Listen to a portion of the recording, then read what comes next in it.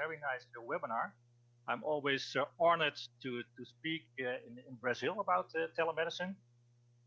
And I think it's very good that hospitals are organizing meetings like this, because telemedicine, of course, very important, not only in Brazil, but many countries in the world. So again, thank you very much for inviting me. So then we'll start my presentation. Trying to get it on screen.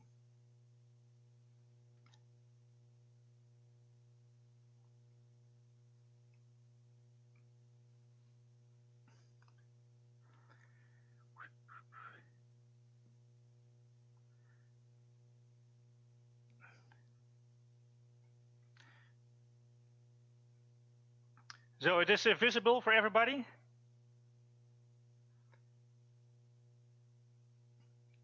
Hello?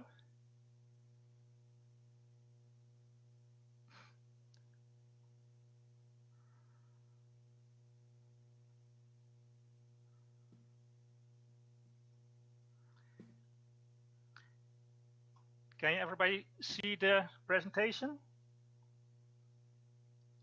Yes, Dr. Dirk Pick, your presentation on screen. Okay, thank you. Well, thank you very much again for letting me into this very nice webinar. Like I said, I'm Dirk Pick. I'm an anesthesiologist from the Netherlands.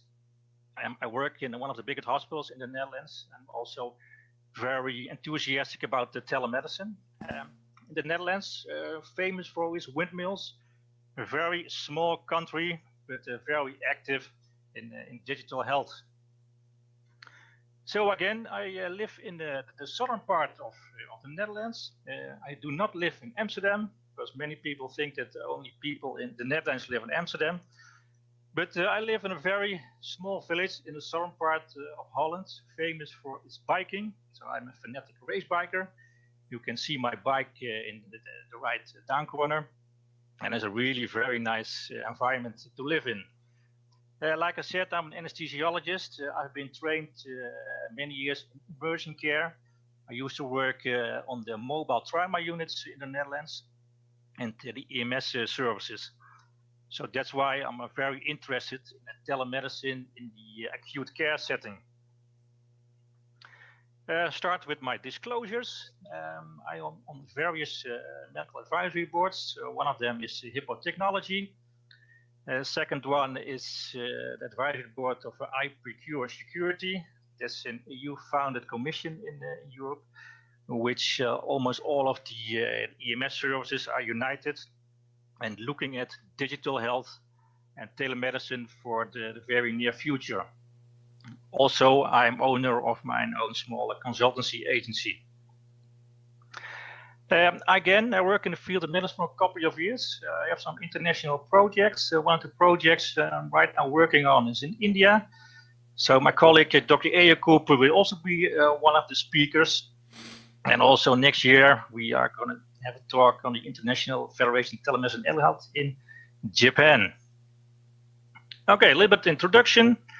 Then about the definition of telemedicine, some use cases, and then I'm going to put some attention to the mobile solution of Hippo Technology. And I'm going to address some success factors for a successful implementation of telemedicine in healthcare, because everybody knows that can be very difficult.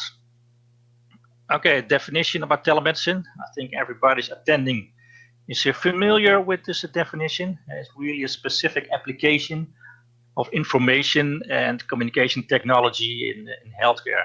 It's a very broad definition, but it covers a lot. Of course, yeah, we have many advantages. I've pointed out a few of them. So triage and care when needed on a distance. This is, of course, very actual because of the terrible COVID pandemic we are going through. A lot of hospitals are overcrowded, not too many doctors. So triage and care is very important right now. About telemonitoring, that means it will measure vital parameters like blood pressure, saturation, pulse, EKG. Then there's, of course, the teleconsultation, like using a remote medical advice, using the head-mounted displays. I will address that later on in my presentation. And of course, one of the big advantages of telemedicine is that it really enlarges your diagnostic possibilities and again, the improvement of triage. I use the word triage a lot because it's important because some patients do not have to go to the hospital, but can stay at home with patient monitoring. And so if you keep patients out of the hospital, with no need to the hospital, then the care of patients on the emergency rooms and on the wards can really be focused on the patients who are really in need of it. And that's of course one of the other advantages. If you use telemedicine, you get a really faster and far more efficient use of medical expertise. And the earlier you get your medical expertise, difficult patients, the better the outcome will be. Also, many countries in the world do not really have enough doctors to treat all the patients, like again from the COVID pandemic. And so it really can attribute to a more efficient use. One of the things is that I've put some research in the CVA, the cerebrovascular accident, time is brain. The faster you get your medical expertise at the patient, the better the outcome will be. That's also the same for the acute myocardial infarctions. The faster you get the cardiologist in to do PCE or to treatment of the myocardial infarction, time is muscle, and it will improve the outcome of your patients. So this is, I'm sorry, it's in Dutch, but you see on the left side our former Minister of Health, also he's saying that it's very important for telemedicine to get all the patients in the right condition at the hospital, and that we also know the data from the patients, what kind of diseases they have, allergies, etc. And like on the right side, sorry, it's again in Dutch, it says that the patients who are really in acute care, if you use telemedicine or digital health, digital EPRs, then the better the emergency room doctor knows what kind of patient is in his or her wards. So now we're going to do a little bit to talk about the functionality and the scope of the healthcare platform telemedicine, like we now deploying in the Netherlands. So one of the things is the interclinical transport supervision. You see there the ambulance.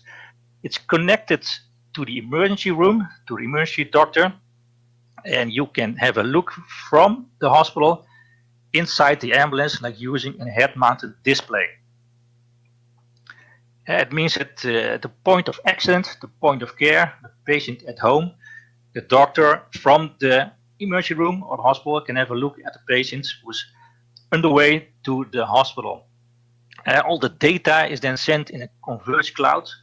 It's of course secure information optimization, and we're using data, voice, and video. And then you see on the right side, you see that the hospital or the medical expertise center.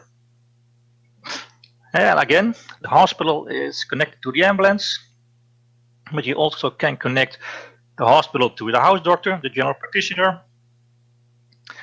And one of the other things, which is nowadays very important in the Netherlands, to do patient monitoring at home.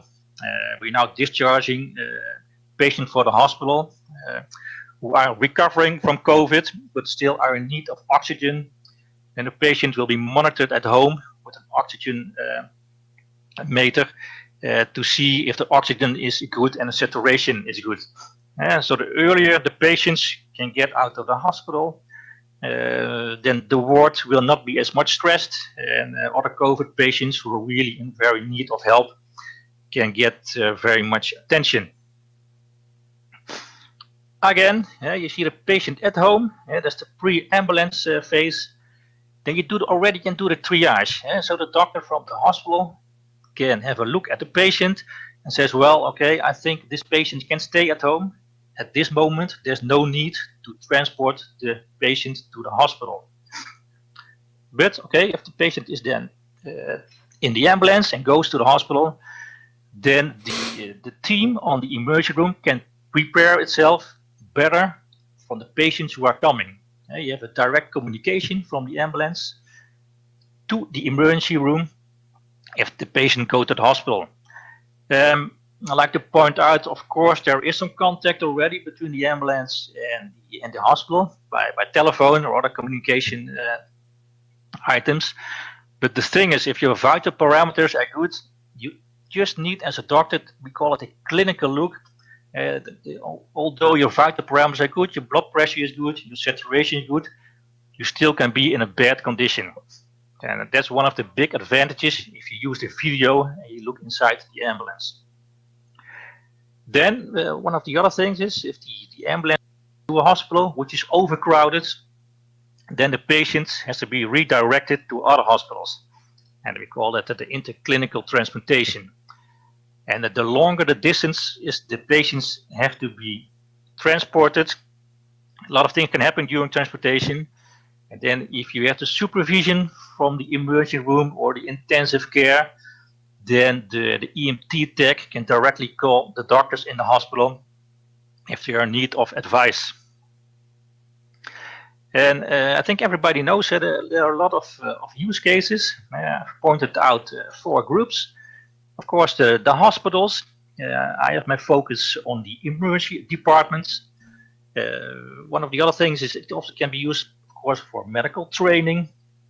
And then if you look at the post-acute care, again, because of COVID, a lot of people are in the nursing homes who are sick. And of course, if you use telemedicine, you can observe those patients. And then you can do the triage if the patients have to come from the nursing home and then go to the hospital. One of the other things is wound care. Wounds can be inspected from a distance. Not every wound has to come to the hospital or to the emergency room, but can stay at home. If the wound nurse needs advice, then she or he can contact the vascular surgeon or the dermatologist. And of course, then the remote care. Again, very important, the first responders and the EMT. If they decide, if they talk to the doctor in the hospital and said, well, okay, the patient can stay at home, there's no need to go to the hospital, then the patient can be observed at home with telemedicine or digital health like saturation, etc. One of the other things is I like to point out the maritime care is very important. It can be used on offshore oil platforms, etc., and of course also in disaster relief. So these are the challenges. Everybody who's in implementation of telemedicine knows that it can be very, very difficult. And also I've been experiencing some troubles with the implementation of my projects, and you can divide it in a couple of factors. First of all, if you start a telemedicine project, you have to look at the organization. You have to look at the organization. If the organization, like the EMS services, is responsible of taking his or her responsibility and is ready for implementation of telemedicine, novel technology. Also, you have to have a facilitating organization. And your top management has to say, well, okay, we want to go forward with telemedicine and we want to implement it. And of course, that's all depending on the vision. Then, secondly, you have to look at the environmental factors. Is there support from your government? Does your government support telemedicine, digital health? Also, of course, the healthcare professionals. Some doctors are not convinced by using telemedicine because it disrupts their working flow. And I also know colleagues of mine who say, well, I've never used it in the past, I'm not going to use it right now, and I'm not going to use it in the future. Of course, then important, the reimbursement versus the time investment. Like in the Netherlands, we are now very fortunate that our healthcare insurance companies are very generous reimbursement of telemedicine. Third, also important, is the business model. Your business model should be cost effective. And a lot of people are designing business models, and that's a difficult part, of course. When is it cost effective? If you look at the patient outcome, or do you look at the money, etc. Then legislation. Many countries in the world have different forms of legislation. So telemedicine care on the distance. The doctor is treating patients, and the doctor has never seen the patient before. And that's, of course, one of the things which should be pointed out, and it's very important. Then funding. You should have a positive funding climate. Implementation costs money. And the thing about telemedicine, you do not really get money out of it on a short notice. It is more on the longer notice. And the thing is that you need funding, so people are convinced we are going to do telemedicine. So if you look at these factors, if you want to start a project, look at these factors and say, well, okay, this is positive, this is negative, and it's all, well, this how I work with it, that I'm not going to spend time, waste time on organizations who do not have the vision of implementation of telemedicine. That's one thing, and also you have to look at the end user side. Like in the ambulance, of course, I've been talking to the EMT techs, and one of the things is that some of them said, okay, Big Brother is watching. Okay, I can say that's partly true, but the contact is initiated from inside the ambulance at the point of care. So the EMT tech, he or she calls the hospital, and it's not that we are from the hospital looking inside the ambulance if there's no need for supervision. And it's very, very important. Also, one of the things is complications, mistakes in healthcare. Sometimes it can be very difficult to treat patients. Mistakes are being made. That's working in healthcare. And the thing is, if you use telemedicine audio video, then it's recorded. And sometimes there's a mistake. Yes, it's recorded. But also sometimes it can prevent discussions afterwards. So that the patients are complaining, well, you did a mistake, or family is complaining, or you did a mistake, and then you just rewind the video and you can show it and say, well, okay, I did all my best, there was no complication, there was no mistake. Also important, feedback and evaluation in a safe hub.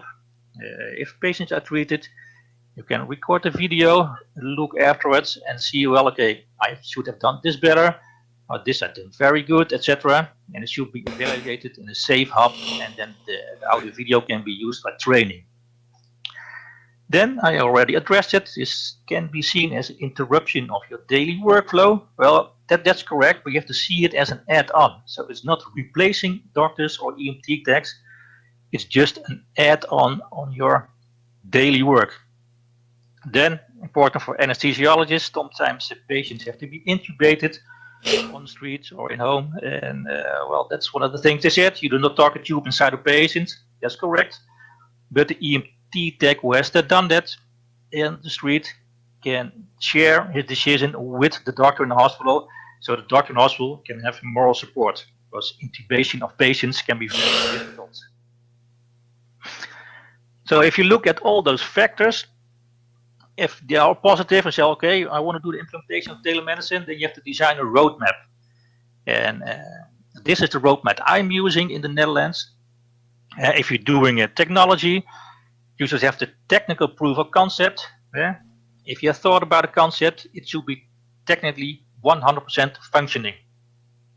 Then you do an MPOC. And MPOC says the medical proof of concept. One of the things is, of course, I've been making mistakes also in the past. It should not be technology push. And what do I mean by that? It's not that the industry has designed a solution and then is looking for the use cases. No, it should be that the solution you are looking for implementing should really help the patients, and so that doctors see there's a need for telemedicine. I call it the medical proof of concept. So the solution you're using is helping your patients. Some other things, you have to do we call it prospective risk analysis. So that means that what do we do when the system is failing? And do we keep on continuing with, like for example, get in contact with the hospital, or just stop the telemedicine and go on as usual? You have to have evaluation lists. Is the system working? It should be legally all right. Perhaps you should ask the patients permission to use a telemedicine system. One of the other things is the medical ethical committee, very important. and you have the budgetary quote. So if you go to an organization and you say, okay, I want to do this, everybody will ask you how much will it cost? Not only the implementation, but also the cost for the future. Okay, like I said, I'm on the medical advisory board of Hippo Technology, and it's very nice talking about telemedicine, but you also have to have a solution, like a mobile solution. And I've been working in the field of telemedicine a couple of years, and I'm very enthusiastic about the Hippo solution. It's the Hippo virtual care system. And at the Hippo, that's a very interesting company. It's an American-based company, and it's led by clinicians. And why do I want to stress that out? If the company is run by clinicians, they know how it is to work with patients in the hospitals, on the wards, on the streets, at trauma. And I'm going to point out the solution in a couple of slides. And they are really focused on getting the medical expertise all over the world so that all the countries can help each other, for example, with the COVID pandemic.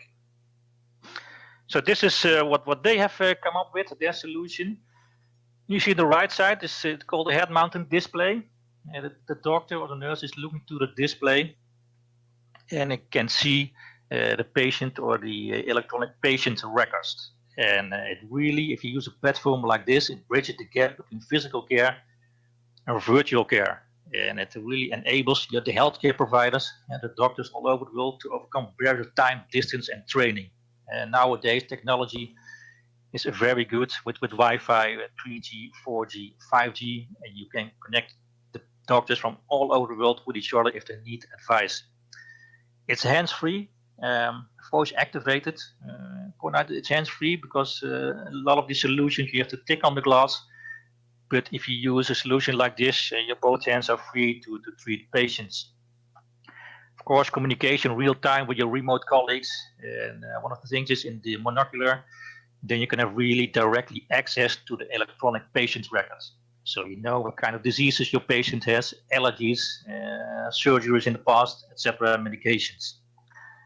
And of course, if you wear a head-mounted display like this, you do your consultations and your rounding, and you can do the triage on the street.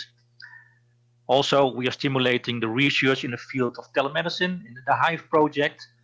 So attendees who are watching this, if you have interesting research projects in telemedicine, we can support that, have a look at you, and we can connect you to the most important stakeholders all over the world. This is an interesting use case. When the COVID-19 epidemic broke out in Wuhan, the head-mounted displays were used by the frontline healthcare workers to provide specialist care to high-risk patients. Also, we have a thermal infrastructure solution, so it can detect fever, and also very important with COVID. But it was really a very nice use case. Again, the thermal alert here, you can have the solution with the thermal imaging. So, for example, if patients are in the emergency room or family is visiting patients and they have fever or elevated temperature, you can detect them with something like a thermal imaging camera, and you can connect it to your head-mounted display. A lot can be said about thermal imaging, and it's not really very accurate in a couple of use cases, but it's one of the things of the future. And what if you future featured for success? I point out a couple of them. It should really be quick to deploy, plug and play installations with remote setup training and ongoing support. If doctors, hospitals are using solutions which have to spend many time to see if it works, how to deploy it, then people will not accept that. It should really be easy to use, even in very noisy environments like on an emergency room or an OR. Of course, it will be dust-proof, waterproof, fully networked, very, very important. And one of the things is the software inside it, and that's now one of the nice things, it can really be connected to almost every hospital system and can connect to a lot of other devices. Safe and secure, it should be HIPAA compliant, and scalable. That's one of the other things. If you do the solution, it should be scalable and it should be future-proofed. It's now being used on Norway by the EMT techs in Nigeria, and also in the Johns Hopkins Medical Hospital. So this is a closer look at the device. Yeah? It's a HIPPO device. The monocular and the camera is on the left side. On the right side, there's a picture. It shows the screen, and then the screen it can be zoomed in, zoomed out from a distance, and it has a very high definition built from it. Of course, yeah, challenges, social distance, very important, travel restrictions. You got the safety issues with the PPE, staffing, financial pressures.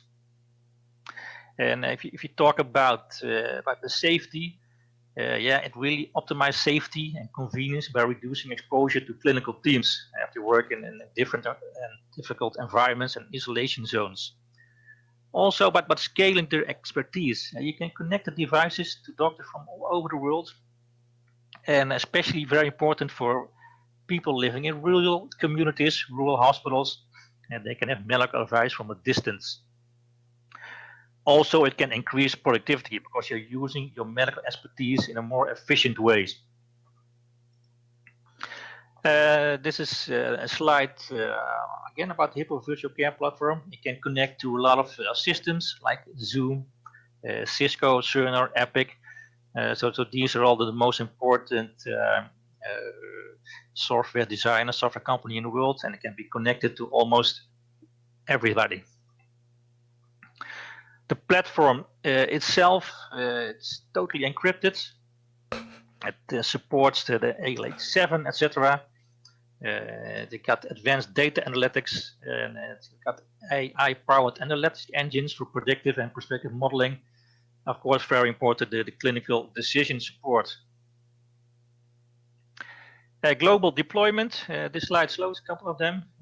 Like I said, in Norway, Finland, China, also in the US, Argentina, and hopefully also in the near future we can have use cases in Brazil. Well, thank you very much. I hope the presentation was clearly for everybody. Not sure if I can directly access to questions or answers, but I hope everybody enjoyed it. If people need more information, they can contact me on my website and my email. Obrigado, doutor. Thank you, Dr. Dirkbeek. Thank you. Okay, thanks for sharing your knowledge with us, Doctor. It was great. Thank you. You guys, thank you very much. Vocês, obrigado. Convidamos agora. We'd like to invite now